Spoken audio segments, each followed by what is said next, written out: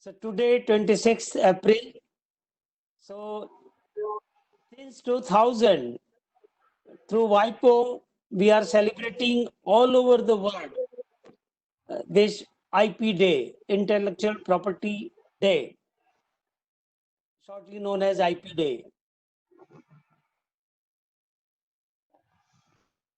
Dear participants, today in this webinar, we have the eminent person with us. We have the Narottam Shahu from Gujkos, Siddharth Chaudhary, Mr. BP Singh, and Mr. Karthik Chandrasekhar. And I am very much happy that from all over the India, from the different states, participants are joining this webinar. Intellectual property rights is very important matter, but unfortunately, there is minimum awareness. Only as far as the corporate house is concerned, there is some awareness, but as far as our young researcher is concerned, faculty is concerned, the academic institute is concerned, there is minimum awareness. So by such type of the celebration, which give the guidance and awareness about this intellectual property rights. Since the establishment of the Gujarat Technological University, the style of functioning is different from the other conventional university. Most of the conventional university, their major focus on to enroll the students, to conduct the examination, publish the result, and deliver the degree. But my university also, along with this all functions of examination and other thing, number of activities were initiated since long. So our university is the only university which established the dedicated IP cell in 2010. And under this dedicated IP cell presently headed by the Amit Patel, we have completed number of programs. About 400 workshop was covered and about 20,000 faculties and students were sensitized for this IP. We have the WIPO centers approved last year, and it was inaugurated by the Foreign External Affairs Minister Muralidharanji at my university. This we have number of pedagogical changes in by our academic council. Suppose all our master students, they have to give the patent search analytical report, means in the work which they are doing. So they have to submit the PSAR report, and by such report, about 40,000 such report are available with my university. We are providing the database software, PATSR, to all researchers, to students, our faculties, and also other than the university, we are also extending our facility. We are arranging an number of programs. At present, our country is celebrating the 150th birth anniversary of Mahatma Gandhi ji. Then our IP cell has declared that this year in 150 campus, this awareness program will be done. And about 70 programs is already over. We also decided to have 150 final patent to be filed. About 70 patents is already filed by my university in this year. We have the patent clinics, workshops, how drafting, and so many activities related with the patents throughout the years. for trademark, for copywriting. Also, we are extending the facility by our IP cell. Our universities also run the PG DPR for the postgraduate diploma in property rights. In short, my university is the only university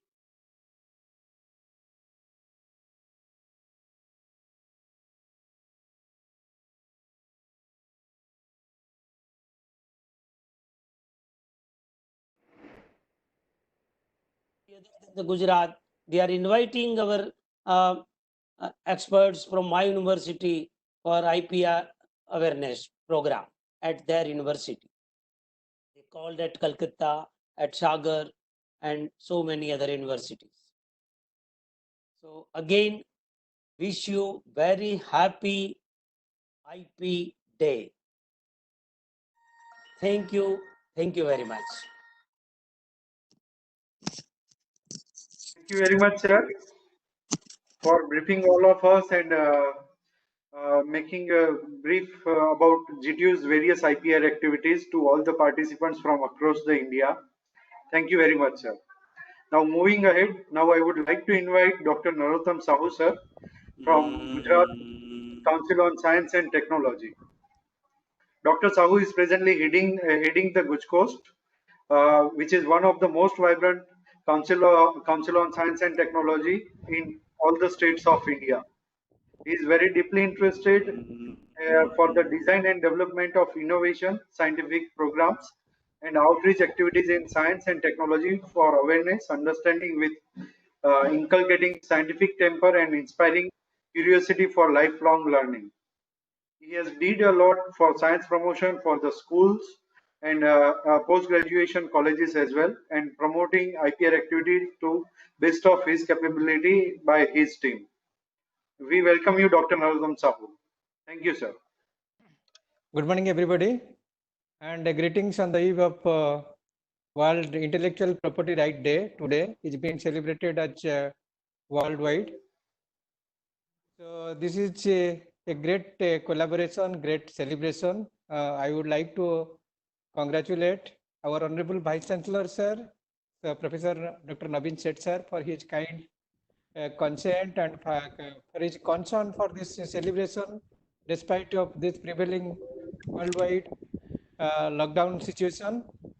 That is the aim and that is the challenge of arranging this type of program. But with the support of technological development and interpretation of GTU, which is a very leading university at the state as well as the country, is actually leading this way out. We are thankful to Honorable BC sir and the IP cell of GTU, Dr. Amit Patel, for his coordination and connecting everybody to this virtual platform. So once again on the celebration of World IP Day, on behalf of Gujarat Council on Science and Technology, Department of Science and Technology, Government of Gujarat, we welcome all our panelists, all our distinguished faculties, speakers, as well as the participant of this day. And as this day is being celebrated from 2010 to encourage innovation and creativity among the various stakeholders in the society to take the state or nation to a higher altitude, I think there is a great role for everybody. Like Honorable BC sir has mentioned, innovation has a great role. Innovation has all the creativity is leading to innovation, and innovation is leading to showing the progress and giving a different milestone to all aspects in the society, whether it's a farmer, whether it's a consumer, or is a industrialist, or a faculty, or a student, or a common people. Everybody wants that there's something which would be helping him or her in the day-to-day activities. In that context, as this vacation, this period is just like another challenging situation in the Stockholm, in the lockdown situation. I think this gives a lots of innovation itself, because we have 24 hours concealed in the home atmosphere, understanding that what the outer world the necessity and there, what would be the necessity of our fellow members. So I think this 40 days of lockdown experience will be giving real time, real need and real challenges of us, so that we can tackle that things in one by one. Secondly, at Guj Coast, we have a patent, dedicated patent information cell PIC with the Next. 3 scientists and the faculties, and we have all collaborations and all cooperations with all the universities, departments, as well as the graduate and postgraduate colleges. We also have a good collaborations with the MSME, with the WIPO. We have Guj Coast has the WIPO, IPFC, and this TISC center also there. So every month, every you can say 15 days, there are some sort of programs. So I think it's a good platform. It's a great beginning, and we can use this platform, use this opportunity, just for solving lots of challenges of these situations. So on the World IP Day, I once again congratulate to everybody, and we wish a very meaningful IP celebration today, which will be leading a lots of inspiration and encouragement to bring lots of creativity and innovation in our day-to-day time to the days or years to be coming. So let us celebrate it meaningfully, and let us try to contribute objectively. Thank you. Thank you, Sahu sir, for briefing all of us about importance of innovation and briefing about the various activities of Guj Coast. Thank you, sir, for your brief speech. Before we invite our next speaker, I would request some of participants doesn't have muted their microphone. Would request them to please keep their microphone on a mute mode. It creates some kind of disturbance during the session for the speaker as well and for other participant as well. So please, it's a warm request. Please mute your microphone. Now, moving ahead, now I would like to invite Sri Siddhant Chaudhary ji, who is works as a senior manager for strategy, governance, and program level initiatives on Agni program, housed at the Invest India. Agni stands for Accelerating Growth of New India's Innovation. Is the National Technology Commercialization Program led by the Office of Principal Scientific Advisor to the Government of India. Before joining to Invest India, Siddharth worked as a project manager at Fraunhofer Center for Sustainable Energy in Boston. He worked on a wide array of projects ranging from energy efficiency interventions in commercial buildings, uh, tightly interested solar storage systems, and next generation plug and play rooftop solar PV systems. He has worked on several demonstration projects funded by US Department of Energy. Prior to Fraunhofer Center of Sustainable Energy, Siddhant obtained a MS in Energy Science, Technology and Policy from Carnegie Mellon University, Petersburg. So we warmly welcome you, Mr. Siddhant, for briefing all our participants about importance of IPR and activities carried out by Agni and Invest India. Before Mr. Siddhant gives his speech, would request, still we are getting some kind of noise from some of the participants. Please check your microphone is on the mute. Please, Mr. Siddhant, carry on. Amaji, thank you for that kind introduction. And I'm, very honored to be on this esteemed panel today on the occasion of World IP Day. And as we all know, and we've already heard from the other panelists, that intellectual property is a very important topic at this time, specifically for India, as we are trying to become an innovative nation. Just to begin, Agni accelerates innovations, as you just rightly said.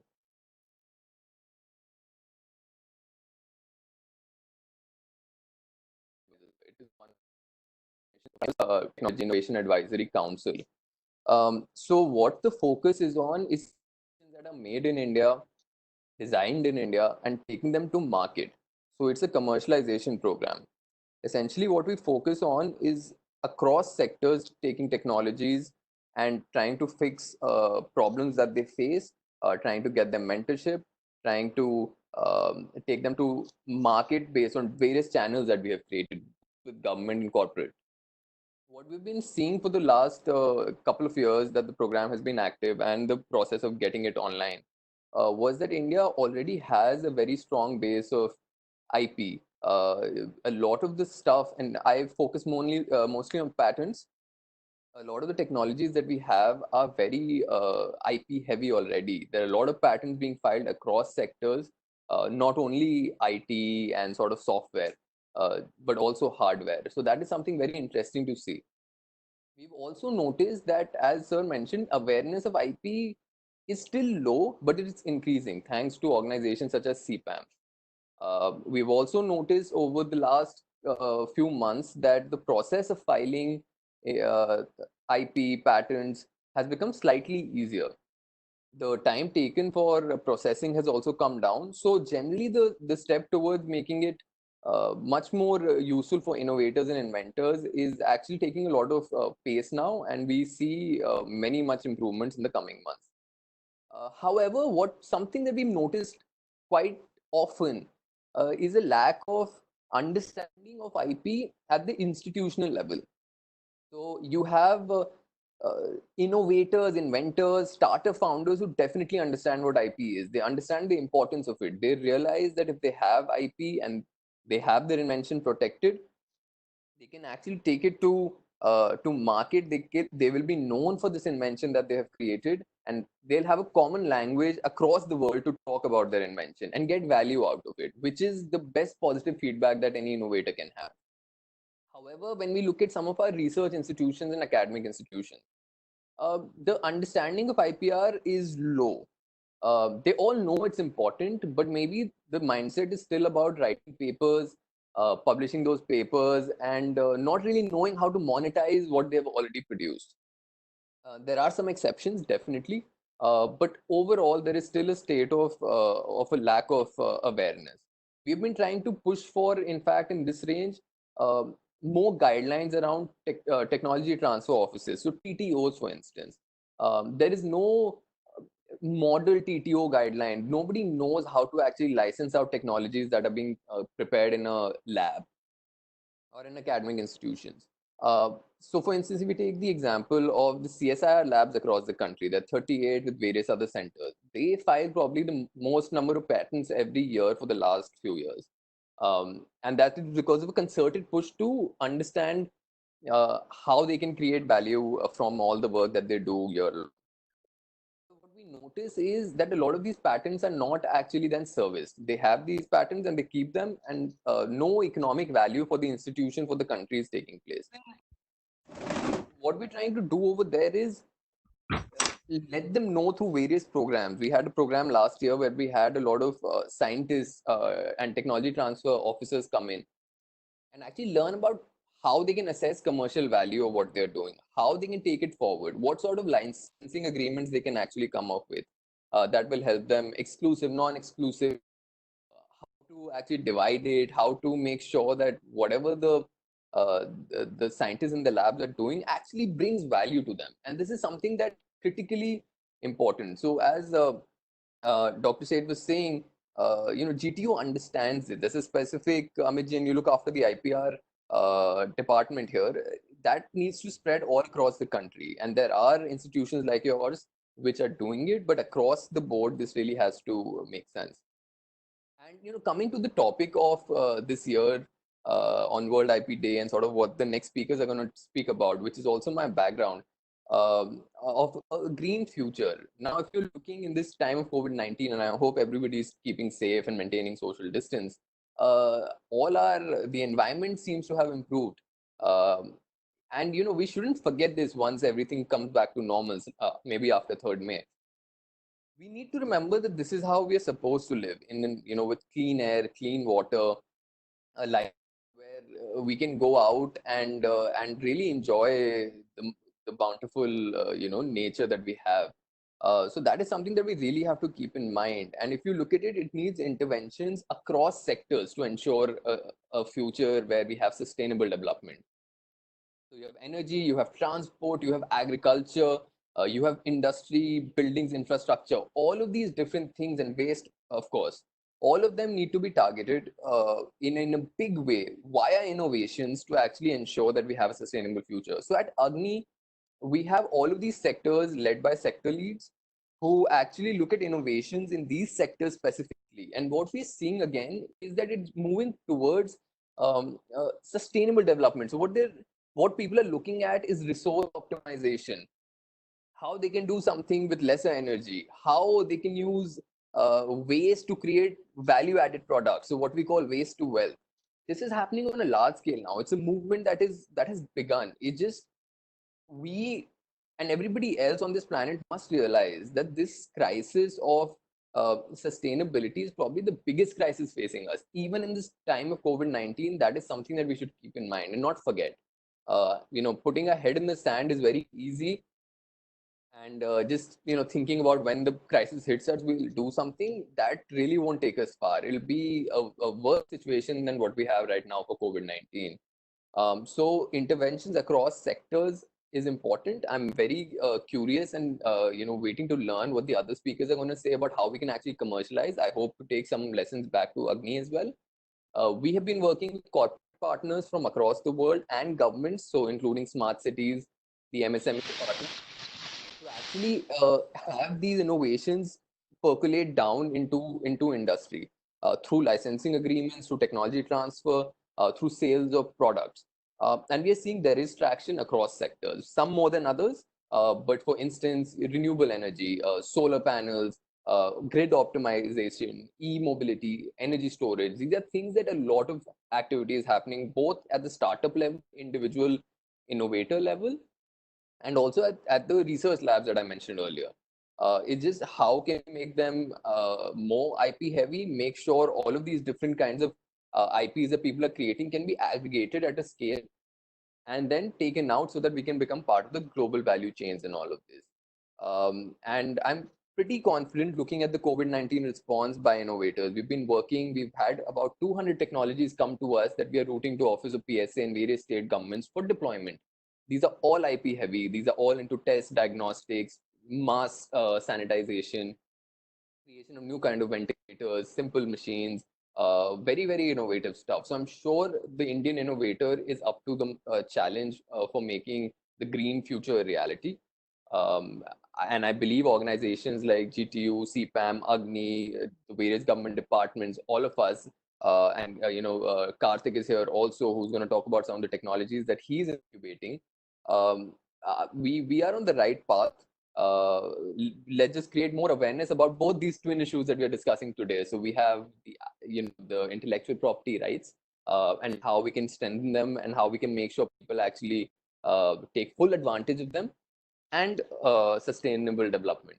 And if we can do that through platforms like this, we'll have a very bright green future. Thank you.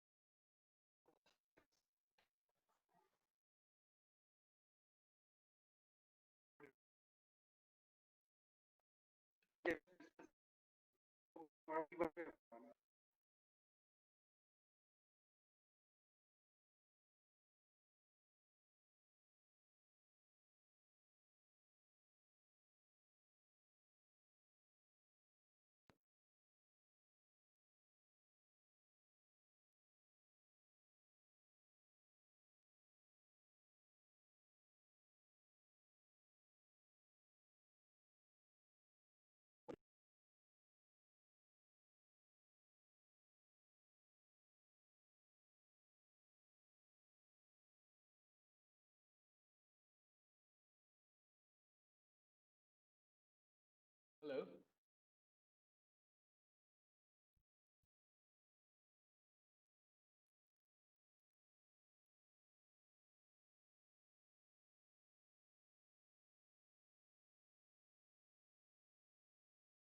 Hello. Can everybody see my? We can. So, Oh, yeah, we can. We can.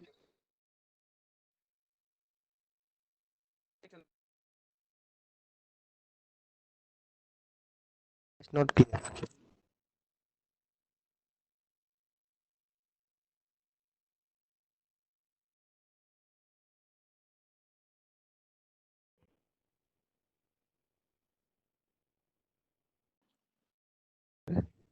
Hello. Your voice is break. Okay. Sorry. Uh,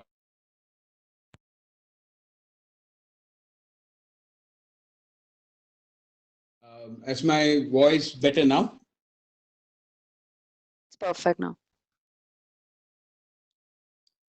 Hello. Yes, sir. Okay. And you can see my screen, right? So I'm Karthik Chandrasekhar. I basically run a fund called Sangam Ventures and also incubator that's supported by the Atal Innovation Mission, Niti Aayog, called AIC Sangam. We have quite a few strategic partners as well as technology partners who we have worked with in the past who are specifically focused on two things. One is access to energy, and two is looking at climate change as a problem, right? And one of the biggest reasons that we focus on climate change is because not acting on climate change will negate all the development gains that we have had in the last few decades, right? What that means is whatever IPs, innovations, progress we make from an economic development perspective, if we don't work on climate change, we might lose all those gains or benefits. And this is very similar to what we are looking at today with the pandemic outbreak, but a climate change crisis is coming, not more than a decade or so away, right? So I think it's very important to focus on climate change innovations. And when I talk about climate change innovations for Sangam, we look at basically four broad categories. We look at energy transition, which is basically technologies that can help accelerate decarbonization, decentralization of energy. So that includes energy storage technologies and transport solutions. We look at climate smart land use. And this was something that I was really impressed by, that Vipo Green in 2020 also has a climate smart agriculture focus within their innovation support, right? And again, resource productivity, which is basically about doing more with less. So looking at industrial heat, power, low carbon materials, looking at refrigeration and heating and cooling solutions that are, kind of one of the biggest sinks of energy, right? And last but not the least, which is very important for India, where we have about 60 million, kind of micro SMEs, and trying to basically build efficiencies into their supply chains, into their manufacturing processes, and also looking for good livelihood opportunities and technology adoption within them. Right? And all of that basically aligns then with sustainable development goals. And for us, the core sustainable development goals that we focus on or contribute towards is climate action, looking at affordable and clean energy, which is basically access to energy for all, looking at sustainable development in the form of cities and communities, and last but most importantly, looking at responsible consumption and production, which is basically focused around consumers as well as manufacturing industries, right? And within that framework, I think one of the most interesting ones that all innovators need to be aware of is the mission innovation framework of 8 technologies that the Indian ecosystem focuses on. And I won't list them out, but they are on your screen. There's also a Mission Innovation India website where you can get more detailed information on what is critical and being looked at from R&D, both from an academic and commercialization perspective. But obviously, as the Prime Minister stated, innovation is vital for combating climate change and ensuring climate justice. What I started with, which is basically that whatever we do, that innovation needs to be inclusive for us to basically reap the benefits in the long term, right? some of the work that we are doing at AIC Sangam and at Sangam, we currently have 3 ongoing programs. The first one, we are working with UNIDO and the Bureau of Energy Efficiency on what is called the Facility for Low Carbon Technology Deployment Acceleration Program. So basically FLCTD, and I'll talk a little bit more about it later, is a program for basically supporting pilot for academic and industry partners.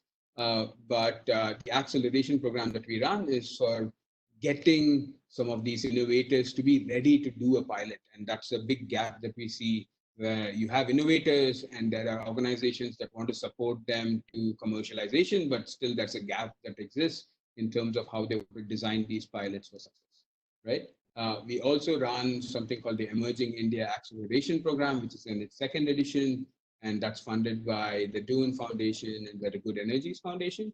And that is specifically focused around rural prosperity through technology.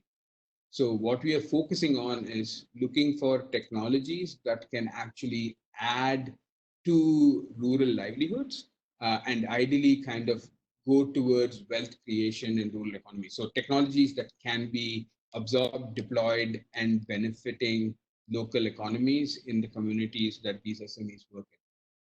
And last but not least, we currently have an application open where we have assistance from Invest India as well to do outreach, to basically look at land restoration entrepreneurs. And this is something that's extremely overlooked, but basically there's a massive opportunity today in improving the ability for soil to retain carbon and for the nature to have an opportunity to basically replenish itself over time, and that can basically add a significant amount towards the fight against climate change.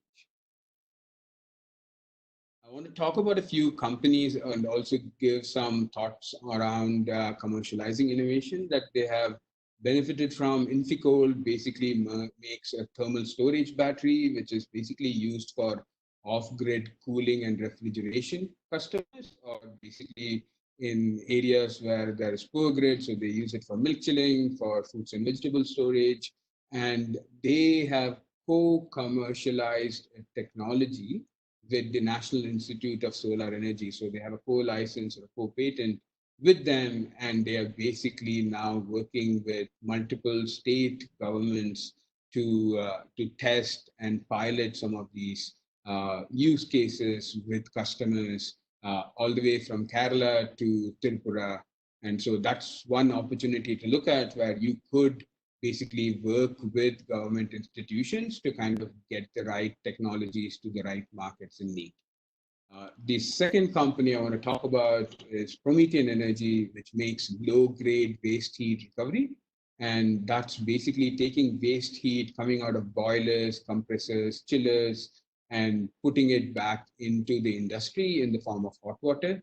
And this company commercialized a technology that was from Professor Milind Rane's laboratory in IIT Bombay, and then developed incremental technologies on top of that to commercialize this into market. But at the point where they basically picked it up from IIT Bombay, there were 1 or 2 pilots that had been done, but the technology was already 3, 4, 5 years in the making, without any opportunity for commercialization till the company came in, right? So it's very important to go and work with academic institutions, with professors, with people who are looking to commercialize technologies from academic institutions to kind of create opportunities in the market.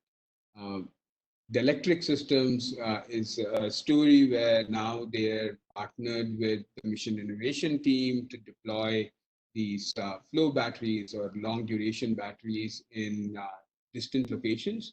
Again, this company has done a partnership with IIT Innovation to deploy these batteries in Sikkim at a at a defense location to test the viability of these batteries. Also, the company basically came out of the ashes of a company that went bust, and basically is doing frugal innovation around bringing this technology back to market. The technology itself is in an open IP environment, but basically the key is to kind of build the entire technology stack and do it at price performance levels that's meaningful for emerging markets. KateWorks is a very interesting example where the technology originated from two students at MIT as a graduate project, and then came across to India to work with the Tata Trusts, and now is a company where they have just started selling pumps early this year for basically smallholder farmers, mainly in eastern parts of India where there are dug wells and very small plots of less than half an acre, where farmers need cheaper as well as kind of convenient solutions for irrigation. And then the last one is a great example of a good team coming together and finding support to build their technology early. Cell propulsion basically is set up by a few ex ISRO employees who all come from either an energy storage or a powertrain background. And this team came together and won a challenge to build the entire powertrain of a battery electric bus using predominantly indigenous technology. And that's what they're working on today. And they're now supported by multiple organizations beyond us to bring this technology to market. They're still early stage. They're still kind of in their product development phase. So those basically are examples of some of the companies that we have worked with. And I just wanted to kind of take a few minutes to talk about the lessons from commercializing innovation and specifically for climate change innovations. And if you look at climate change innovations, I think one of the biggest opportunities you have as entrepreneurs or innovators is that you stand out from the crowd for the impact that you're bringing to the market. So you need to, as climate change innovators, understand what's the baseline of the intervention that you're making. What are you replacing? What's the inefficient system in place? What can you do in terms of the additionality of your solution? Are you replacing CO2 emissions? Are you basically reducing fossil fuels utilization? And what is the total GHG impact potential over a period of time, right? So you need to have that thought process. And what I'm very surprised by is that a lot of innovators and entrepreneurs do not take the time to build a scientific analysis of their climate change impact.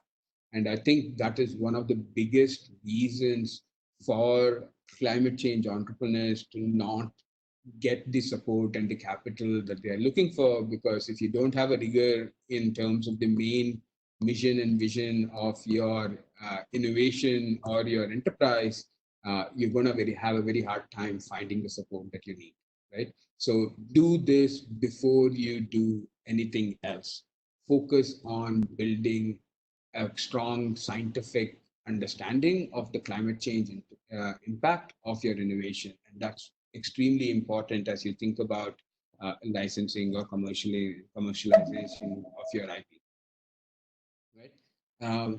Obviously, one of the biggest issues you're going to face as entrepreneurs is basically the chasm that you need to cross from your first sales or your initial sales to getting to product market fit, right? So as Jeffrey Moore talks about, like finding those initial customers, one of the biggest and the most valuable insights that we have had with a lot of our entrepreneurs is that you need to have patience and perseverance to get to commercialization, right? So there is no shortcuts for clean tech innovation. You need to have that as entrepreneurs, and you need to instill that within your teams, right? And some of the ideas to use while you're kind of looking at commercialization is look for high levels of engagement before you look for scale. So one of the biggest things that you can do, and this is true for most entrepreneurs and most innovations, but especially for clean tech innovations, make sure you're looking for high levels of engagement with the customers that you're working for, or even any other organization that you're working for, independent of whether it's a paid pilot with a government department or anybody else. You need that engagement to ensure that you can be successful. Right? And one of the ways that you can do that when you're talking to private in sector entities is to look for someone to sign a letter of intent with you. And a way you can decide whether that's a high quality of letter of intent is it should ideally include how many units would they buy, what at what price would they buy them, what are the specifications of your product that you need to achieve for them to make that decision to purchase your product, right? Ideally they should not be competing with you, so should be able to sign a non. They should also sign a non-disclosure ideally, just to make sure that while you're basically in the process of developing your IP, you don't lose your innovation to somebody else, right? And so these are kind of things that you want to look for as you're looking at commercializing innovation.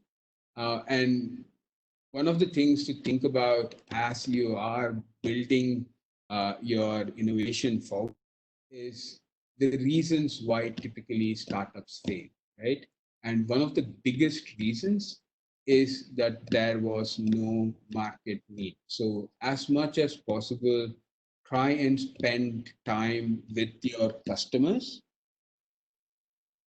And one of the things that you can do early to have ensure success, even if you don't have a lot of capital or support, is making sure that you're making something that people want and building a great team of founders around you so that you have a well-rounded team that can basically go through highs and lows of an entrepreneurial journey, right? So make something that people want, build a great team. Those are, I think, the two best things you can do for early startup success. And as you kind of grow and move towards commercialization, I think these 4 points always come up as being the most valuable. One, focusing on a single offering in a single market, so not being too spread out. Emphasizing sales and marketing early, so learn how to sell. If you are innovators looking to basically jump into entrepreneurship, one of the biggest things you can do is take lessons in sales and marketing, sales more than marketing, so one-on-one sales. Really learn systematically, so go step by step. Use this is where acceleration programs can really help, where you can basically check all the boxes as you move from A to B to C. And then last but not the least, stressing financial controls. The more you have a good handle of your financials, the better you are in riding out any poor scenarios that play out, right? Need to basically focus on getting to safety whenever there is a need for it, like today, right? I just want to mention that there are quite a few organizations out there in India looking at clean tech entrepreneurship. So thankfully, we are not that alone.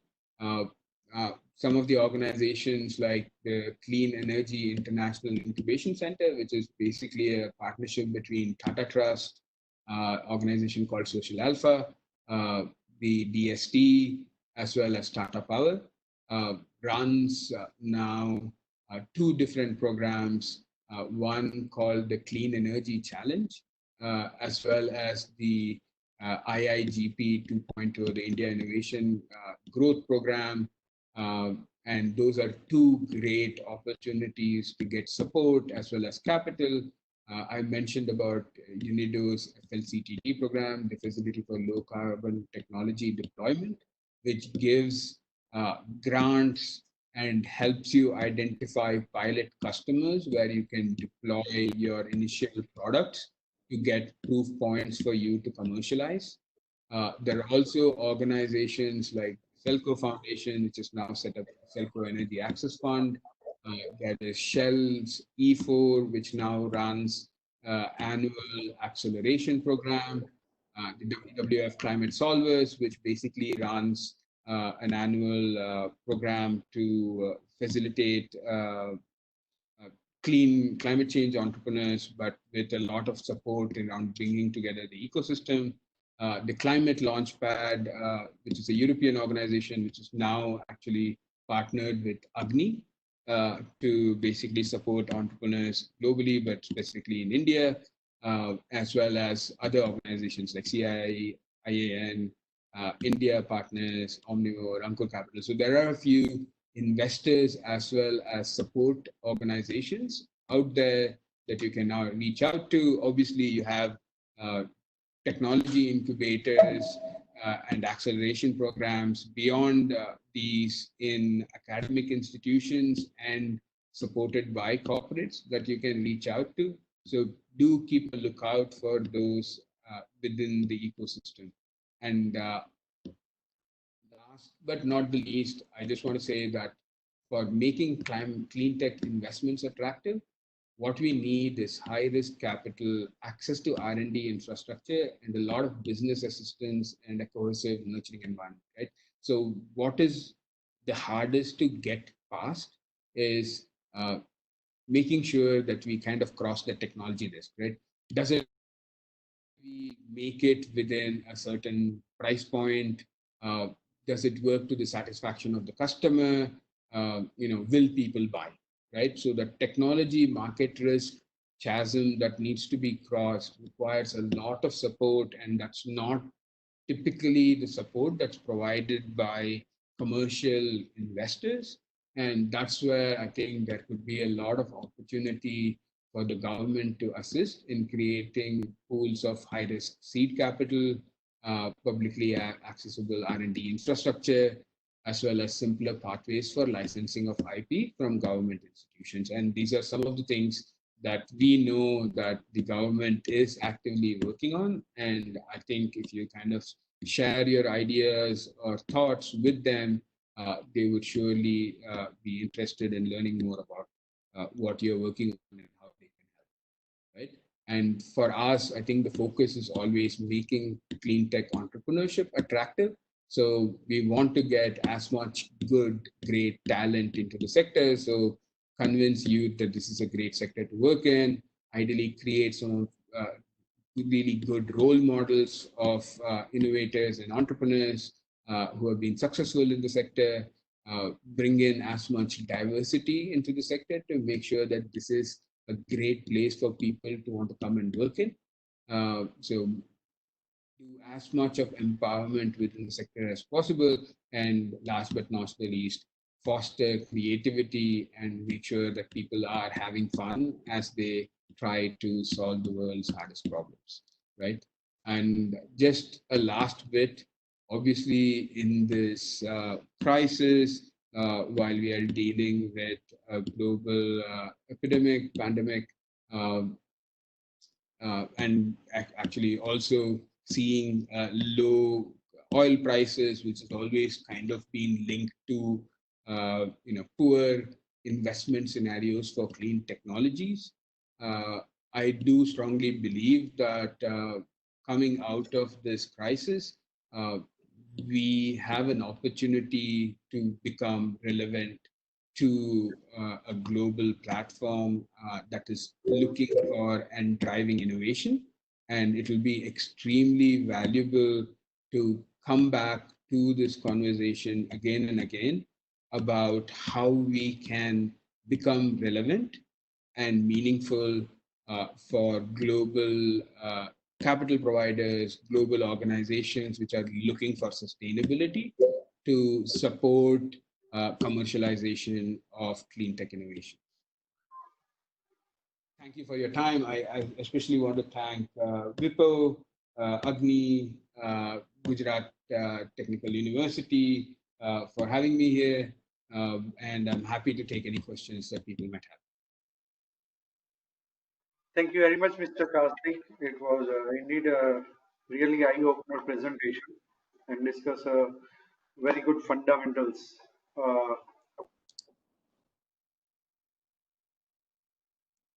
uh, Due to technical glitch, I couldn't brief you in the before you started your session. So I would take a play. I would take an opportunity to brief you with all our participants at the end of your session. So Mr. Karthik has started Sangam Venture in the year 2016 to find new model to provide early stage support for climate change pioneers. Sangam has also set up India's first clean tech incubator, AIC Sangam, in partnership with the Atal Innovation Mission, Niti Aayog. Prior to Sangam, Karthik led clean tech investments in India for Acumen Fund. Prior to that, he was with TVS Capital Fund. Karthik holds an MBA from Chicago with MS, also MS in Public Policy and Management from Carnegie Mellon University and a BTech in Chemical Engineering from IIT Bombay. So thank you very much, Karthik ji, for joining with us and briefing all our participants about the commercializing the clean technological aspects. Now, moving ahead Thank you to for your time. yes. Okay, now moving ahead to our for the next part of our today's session.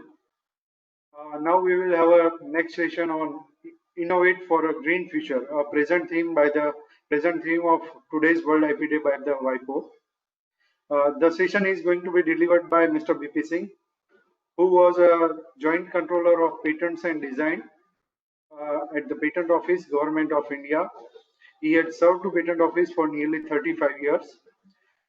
By profession, Mr. BP Singh, by education profession, he is electrical engineering and he has two careers. In fact, he has served to the Indian Air Force for nearly 15 years and later, second aspect of his career, he had served to the Indian Patent Office for nearly 5 years. He scenarios of Indian IP system, starting from compliance with WTO and TRIPS adoption, Act and rules changes and modification, Patent Office procedure upgradation, representing India on different global multiple forums, and has formulated a really good policy and documentation and guideline of the Indian Patent Office. So would request Mr. VP Singh sir to please join us and brief our audience about Innovate for a Green Future and Indian perspective. Welcome, sir.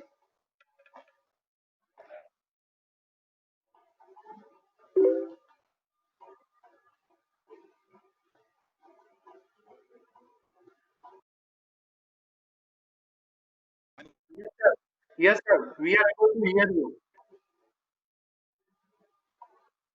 Your screen is loaded. Yes. We are able to see you, sir.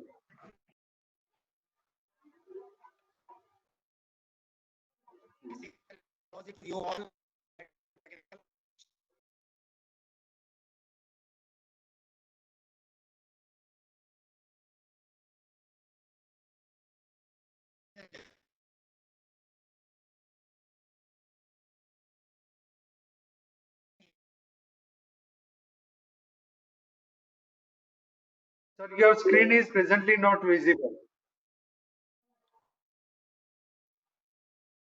From the share content, you can share your screen.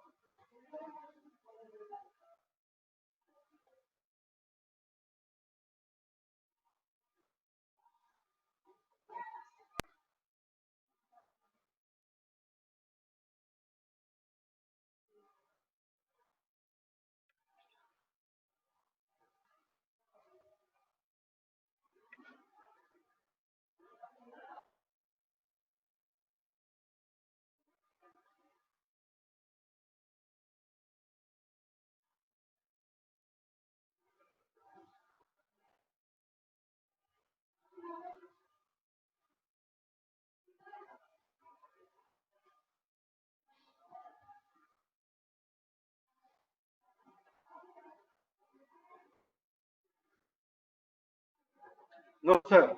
Yet not.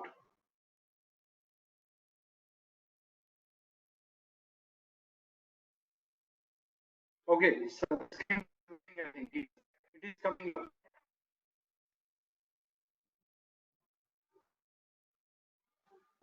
Yet not.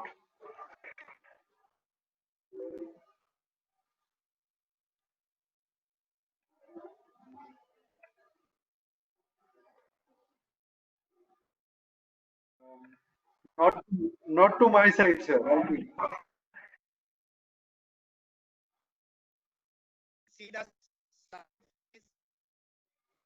Please respond in the if it is visible to your end. Not visible. Not visible. is also not.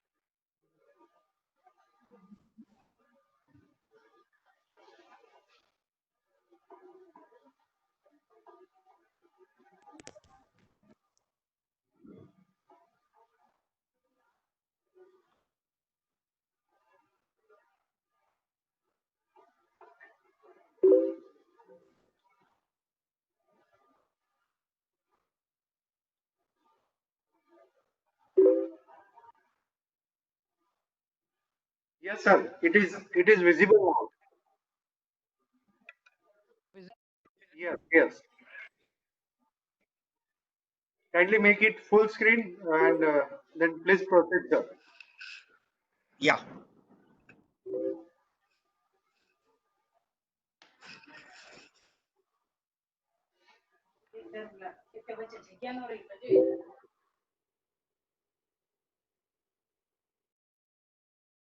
Is it full screen now? Yes, sir.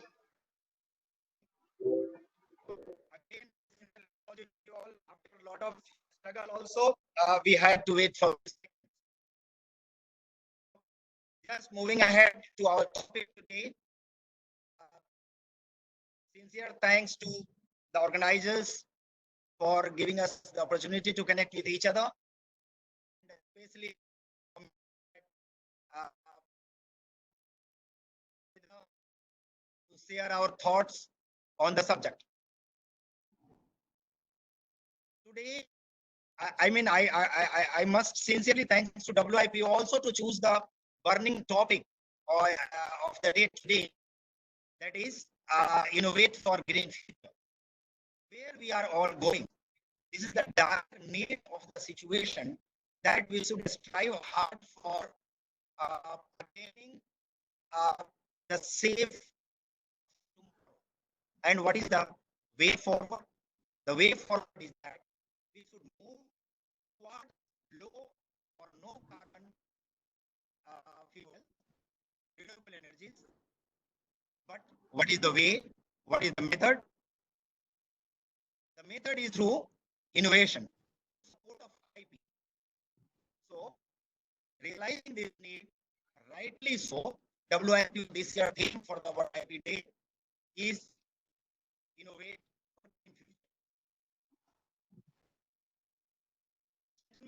Talk about green technology. There is no hard and fast definition anywhere to find, but we all know that long back in 2010 itself, WIPO moved forward for recognizing what are those international patent classification we may relate to green technologies. Here are some listed in my slide at the left side, you can see. And broadly, they are distributed in 7 segments. that government, administrative and regulatory aspects, agriculture, forestry, nuclear power, transportation, and alternative energy production. The bifurcations in the left hand side are basically to the autonomous.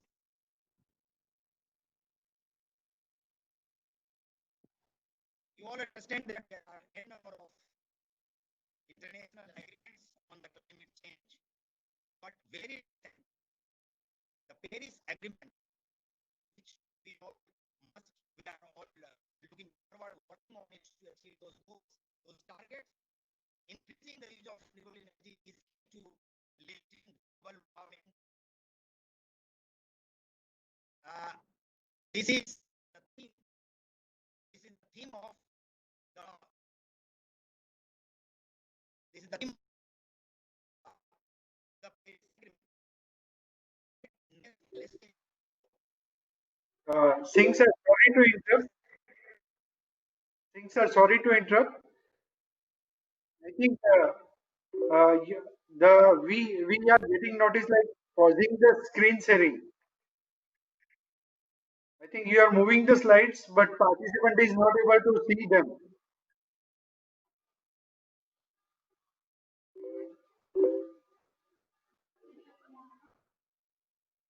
Yes, the presentation screens are not rotating. Kindly recheck for Screens are not rotating. Yes, slides are not So rotating. you can correct. Okay. Kindly reshare the presentation, sir, again. Annotation requesting to annotate the. Can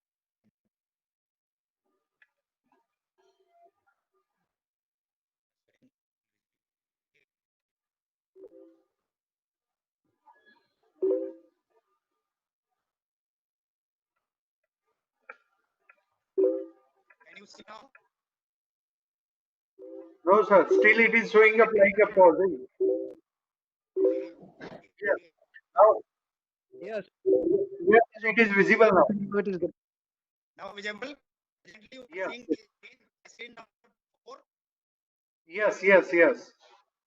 So in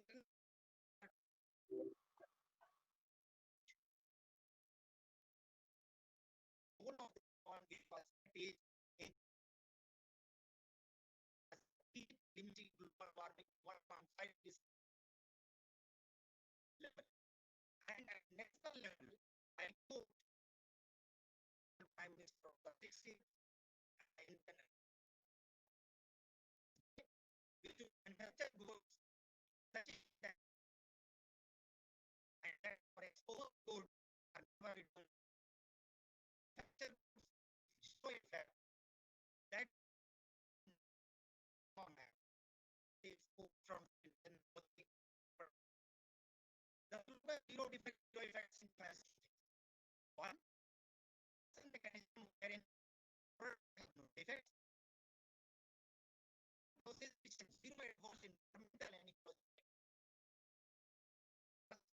Example and high quality. Now that gentleman that this comes from the so how India is so to our in technology in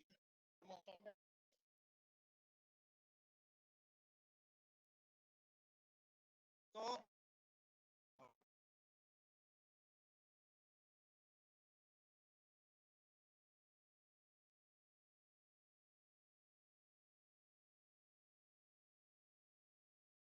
I'm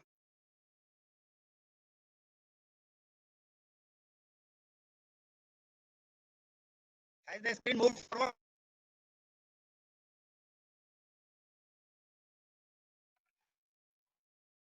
Hello?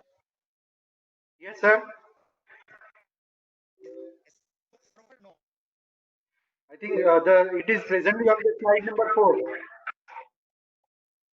And some problem I think that is not moving forward. from my end.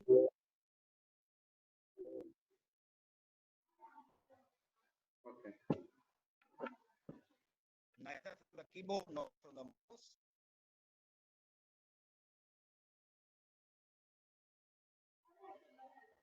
Again, approved.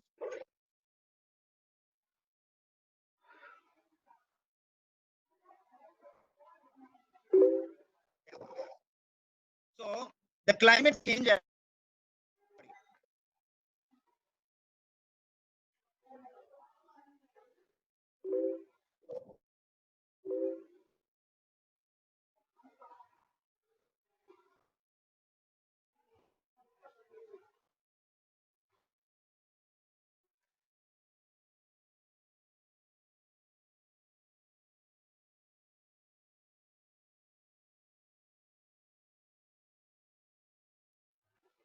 The Paris Agreement on Climate Change under its Article 10 says that accelerating, encouraging, and enabling innovations is critical for a effective long-term global response to climate change and promoting economical growth and sustainable development.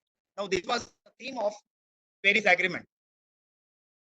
And this was recognized that innovation has a central role to play in tackling climate change. Now, after looking at all these things, I'm not going to read the slides, it's for you to just see. But the preparation that WIPO has done so far so long, and right from beginning, the way the Paris Agreement moved, the national governments had taken those goals of even the Sustainable Development Goals of United Nations. Nearly half of them requires green technology for its solution. So you can all understand that this is all to show you that how the need of having a green future to save the climate, to save the environment, to save the earth is required. Here I have listed all the 17 goals for sustainable development, which was adopted in 2015.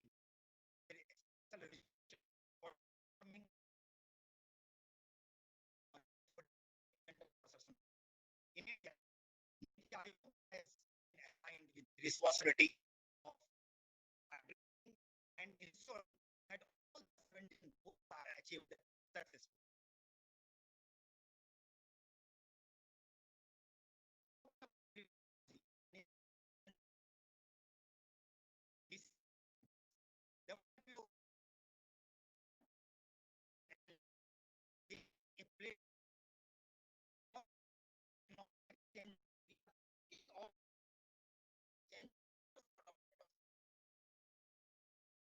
That they have already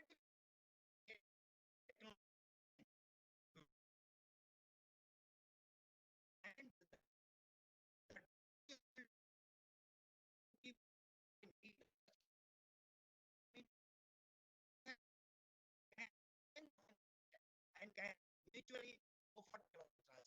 So WIP is a perfect platform at present to register if you have green technology or if you need green technology. These are required to go for WIP and look at WIP. Secondly, I was talking about a little while ago regarding IPC green inventory, and this is nothing but a IPC same IPC class carved out from different sections, from different parts of IPC. What are the technologies which are relating to green technology? At one go, at one place, they have been carved out by IPC experts committee to facilitate searches for patent information relating to environmentally sound technology. We call it ESTs. Now, something about India and renewable energy. I believe all of you are knowing that India renewable energy is ranked 4th in wind power, 5th in solar power, and 5th in renewable power installed capacity as of 2018. It's ranked in EY renewable energy country attractive index 2019. The renewable energy will account 55% 5% of the total installed power capacity by 2030. So again, emphasizing the commitment at Paris Agreement, the government of India is aiming to achieve 225 gigawatts of renewable energy capacity by 2022, much ahead of its target of 175 gigawatt during that particular period. Our commitment was 175 gigawatt, but we are committed and we are looking forward for 225 gigawatts. Under Union Budget 1920 again, the commitment of government, I'm just going to emphasize that under Union Budget 1920, rupees 4,272.16 crore, which is amounting to 611.26 million, has been allocated for grid interactive renewable energy schemes and projects. Similarly, the amount of rupees 3,004.90 crore amounted to 6.4 million was allocated for development of solar power projects, including both grid interactive and off-grid and decentralized activity. And just information to you that till mid 2019, a total of 40 solar parks have been approved in India.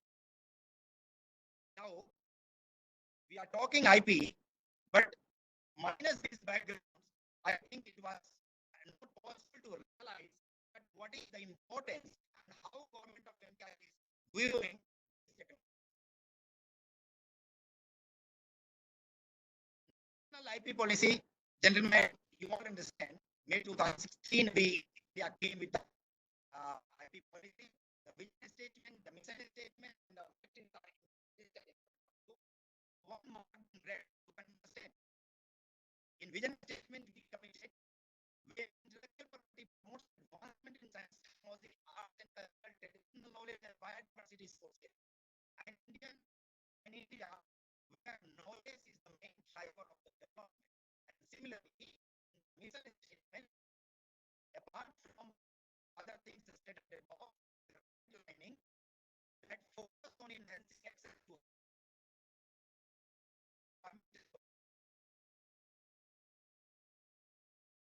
important. This is our commitment in national IPR policy.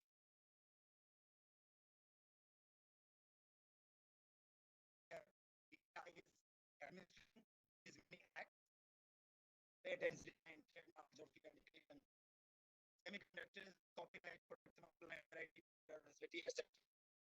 And everywhere there is a room for in almost all IPRs. Though specifically for green technology or for green inventors, nothing especially has been told. Generally, what are the things that are in patent law, natural resources, I'll highlight that, but nowhere we have mentioned about green technology. But after the development in the WIPO now, many countries, many IPOs, they started giving expedited examination for all the inventions which were related to green technology. In 2016, we were going for the patent rules. We also have incorporated features of expedited examination, but limited to two categories then. These are, I'll mention it later, but these are the environmental related legislations in India, which is again a document that so many environmental related acts are there, are being administered to ensure that the environment is there.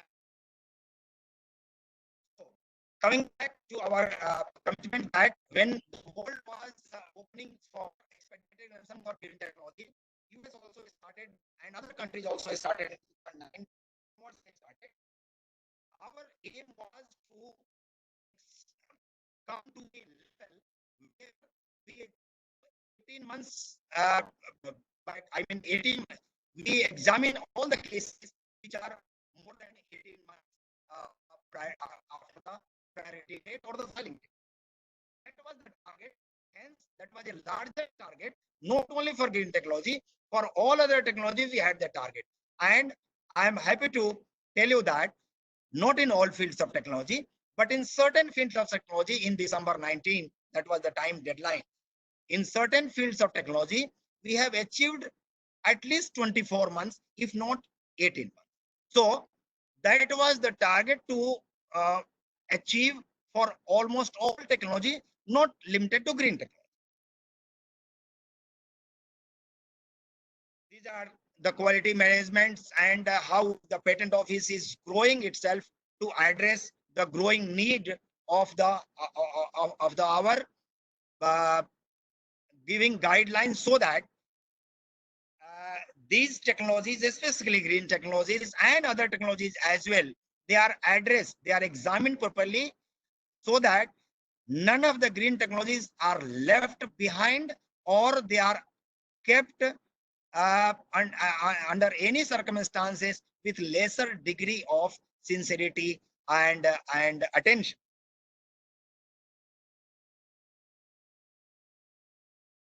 These are again highlighting some achievements of the patent office, which has helped in our 24/7 hours basis of the functioning. How we could achieve this 24 months deadline by in certain fields of technology in December 19 was, I have shown in recent slides to you, that India works on 24/7 hours basis of e-filing mode.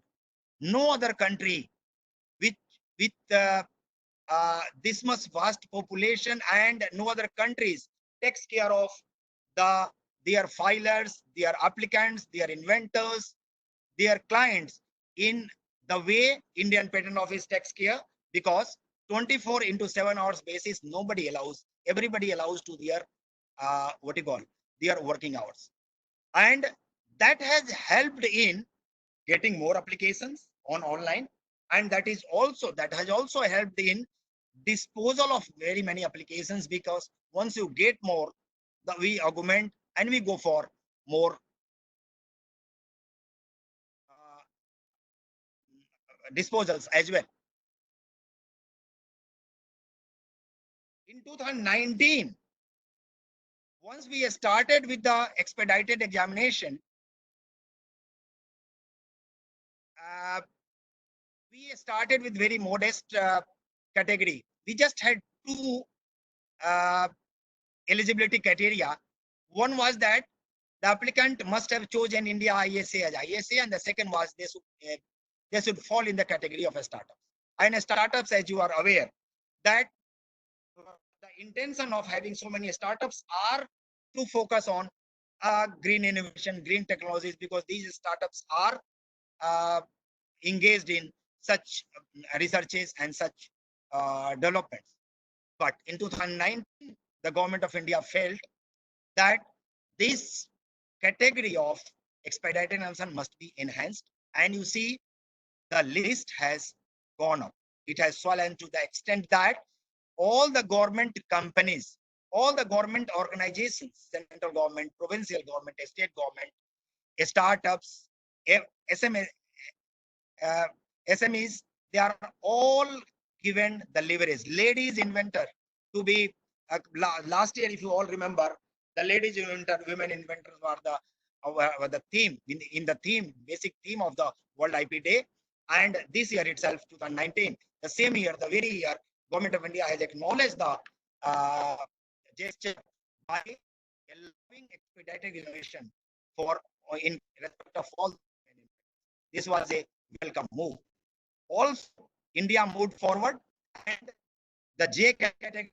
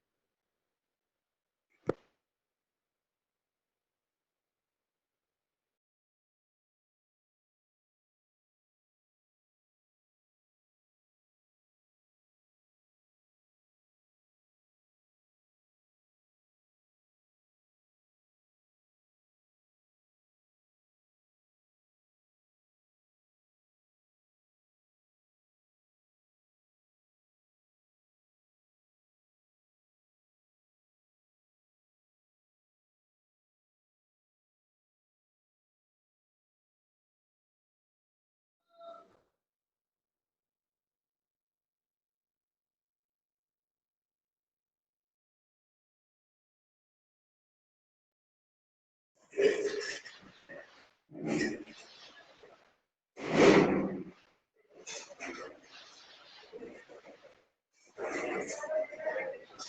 sir.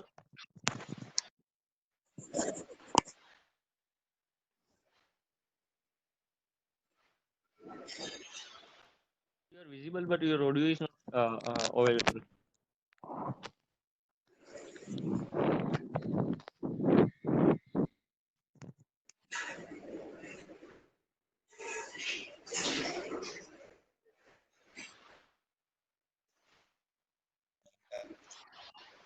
And now I think your audio is available.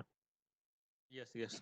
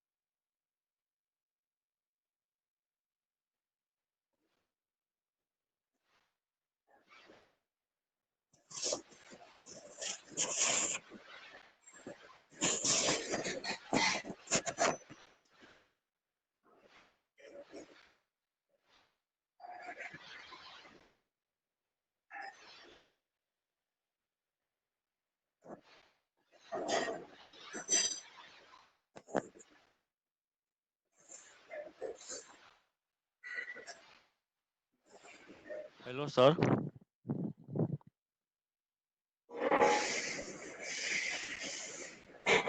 Hello.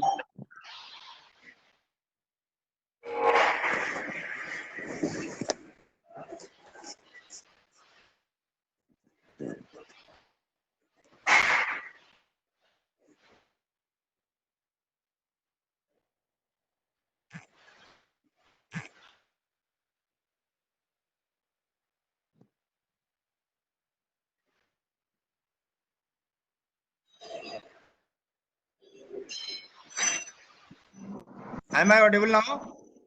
Sir, you are audible. Okay, I'm really sorry. There was some technical glitch Yeah, it's again, fine. Yeah, no issue, sir. Yeah, you can continue, sir. and then we couldn't connect with you all. So Sir, you this continue. slide Yes, number sir. Yes, eight. yes. Yeah, slide number.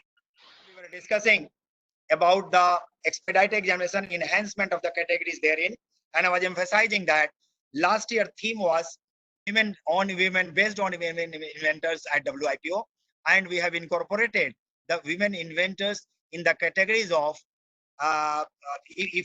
if one of the inventors is a women inventor, we allow for expedited examination in Indian Patent Office, apart from all the government organizations, and be it state government, be it central government, all the organizations applications originate from there are taken for expedited examination. So this is again emphasizing not only for green invention, but almost all sorts of inventions are taken care of that. To mention that while many countries started giving expedited examination for green inventions, but slowly the applications were so low that they had to stop this.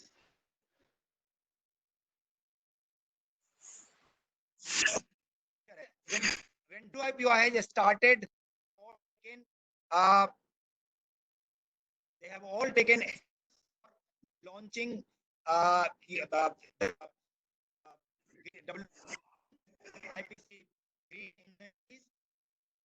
situation is coming that very many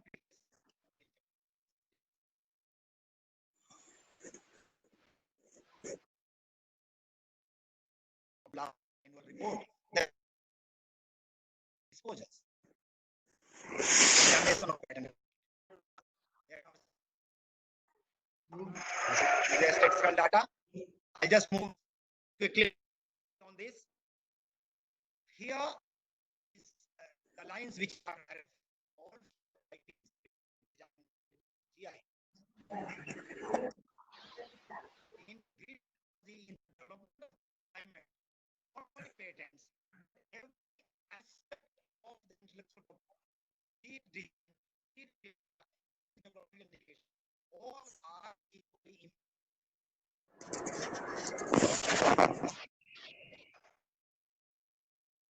Any disturbance?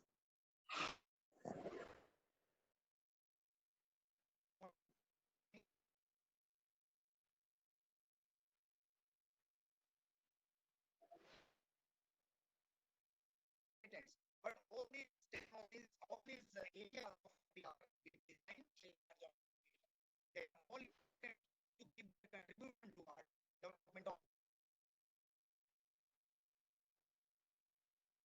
a glance of expedited dissemination. Have a look. That this is a startup process. This is from the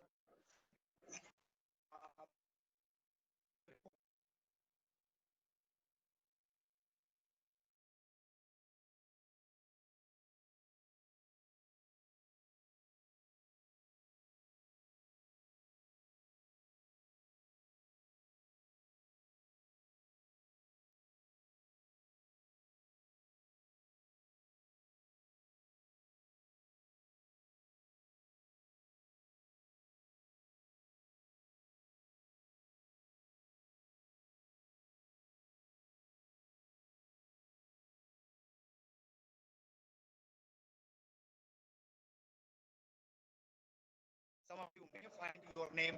I'm organization name. I'm not aware. Here certainly because we are discussing about universities and talk to on the platform of university. Certainly university is interested to understand that these are the top 10 finals in Indian office. I'm emphasizing that this is not for only green technology, but all other technologies taken together. This filing versus total filing versus e-filing. One aspect which I just like to share with you, that in all other countries where you must be aware that they give concession for going for e-filing mode. You get 10%, 25%, whatever concession you get. In India, we just adopted a reverse approach. And the approach was that the default filing will be e-filing. You will be charged extra 10% if you go for the paper filing. And the result, you can see 2013-14 filing, and now 17-18 above 90% filing came because the default filing was made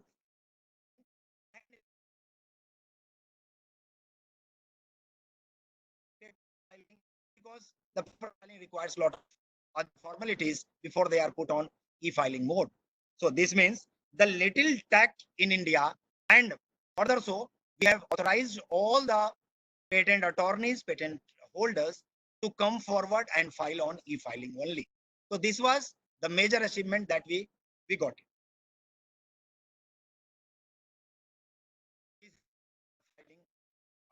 You understand. Examination at a glance in 17-18. And this is a startup. And this is applicant who has chosen India ISA, and this is total.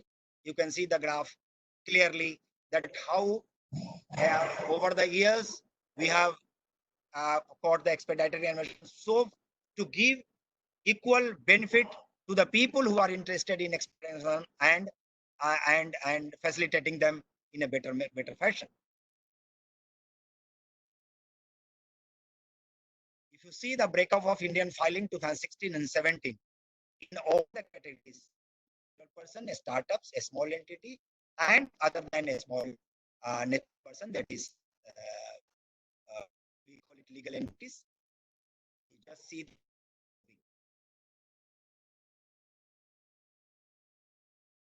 Gentlemen, why I showed, and ladies, I'm sorry to mention, why I have shown you all those things was just you see ease of doing, providing facility 10-24 into 7 hours basis in India. Not only that, ease of doing business is not only related to patent office, but patent office certainly contributes to this larger area in the entire country. And 2014 onwards, if you see 2019, how many steps that India has taken as a whole in ease of doing business. Today we stand on 63. Already government is committed to bring it to level of 50 or even below 50.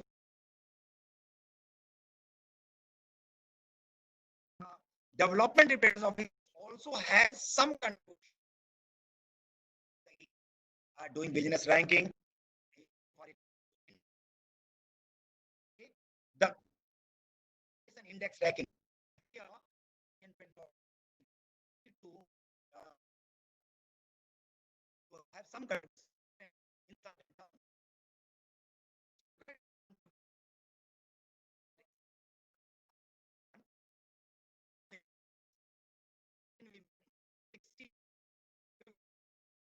today in 2019. This is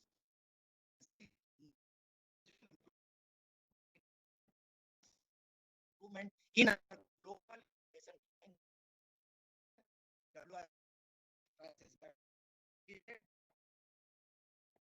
that's not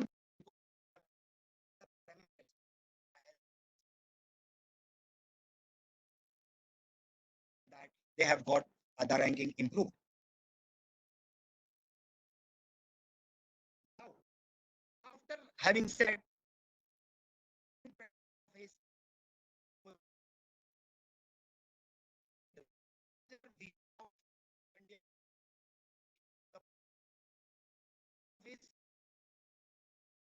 only green technology, but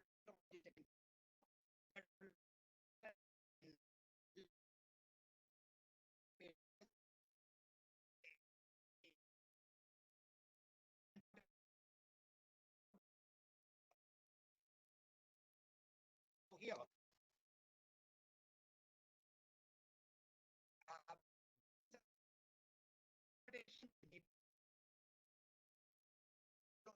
capital for certainly green technology. This is very we have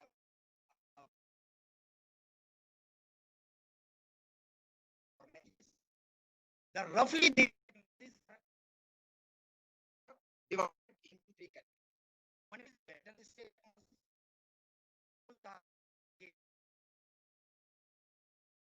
these technologies are the creators or the inventors of these technologies. We call it patenting behavior. In file patent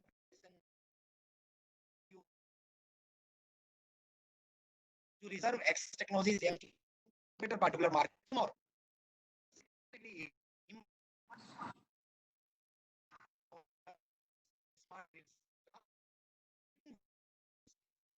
Third one,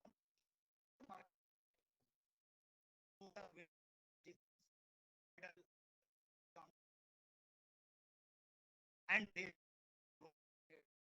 are trying to increase the share market, their market share, and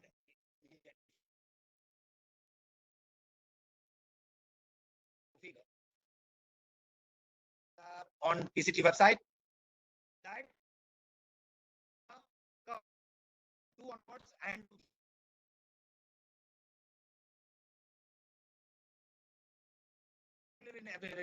towards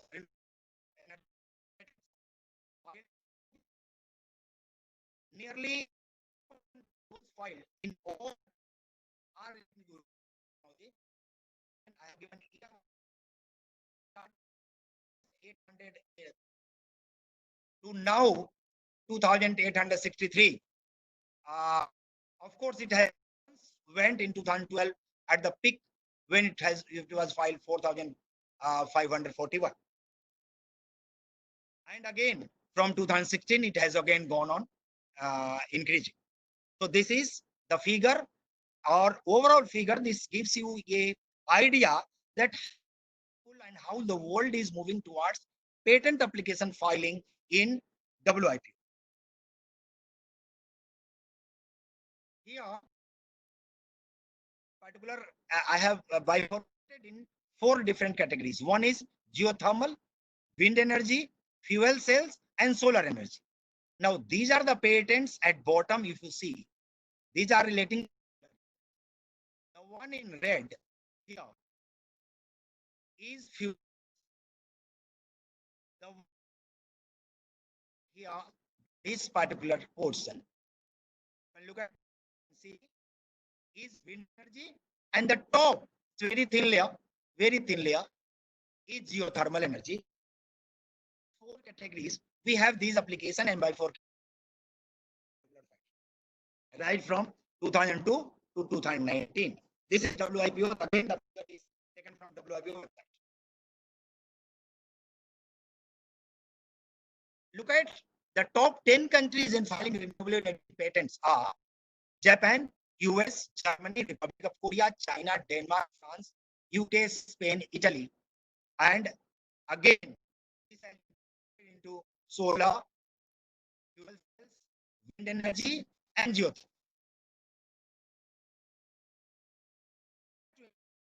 Trend of granted patent application is difficult to locate it, but we have had after I got an invitation from trend of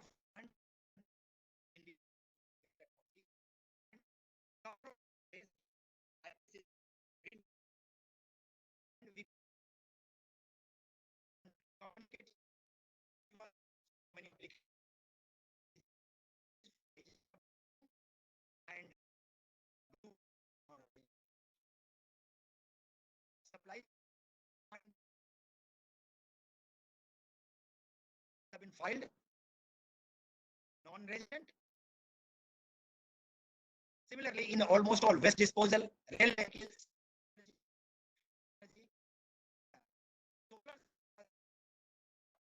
getting the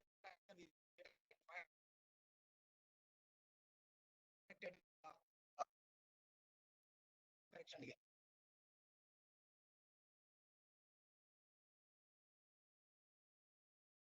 This is the actual made. So if you see this,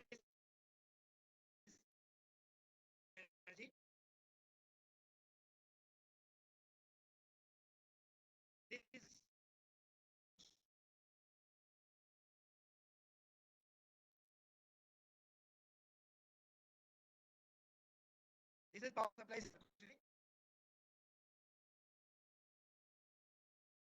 it to you all?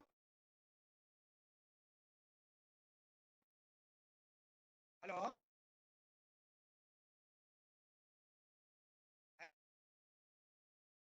Yes, sir, here, but your voice not.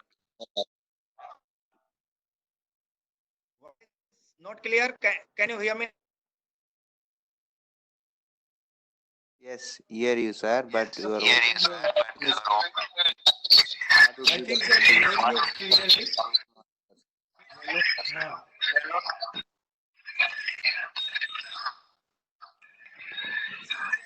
Okay. So this is the speed of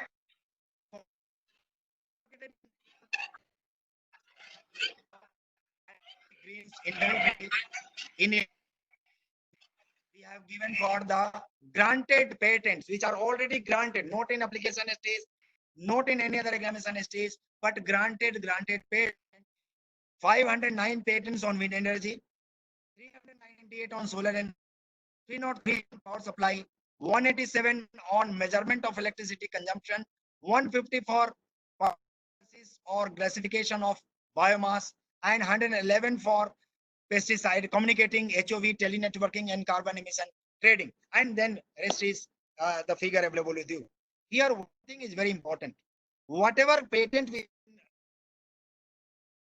this figure is about for 9 years, 2010 onwards. And suppose we have granted about 42,000 patents during that period. About 19 patents are based on the green technologies or relating to green technologies. The infercate, I mean, we can infer from there that about 4.6 patents are granted in the field of green technology. Unlike, if you remember, when I was talking about WIPO PCT website, 1% application was in the green technology. Here in India, we are granting 4% of the total filing. So this is the difference, that we are times moving ahead to many nations in the country. In so far it relates to green technology. And with these words, I feel that we are 11 o'clock. I finish my discussion here and open to questions, quick questions. If you ask any of the questions, please, you are most welcome.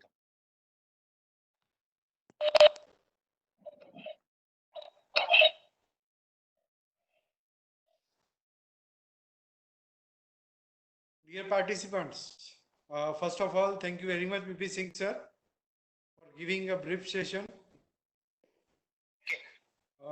Now, dear all participants, the forum is open for question answer session. Our all mentors are presently online. You can raise your question or you can type the same into the chat box.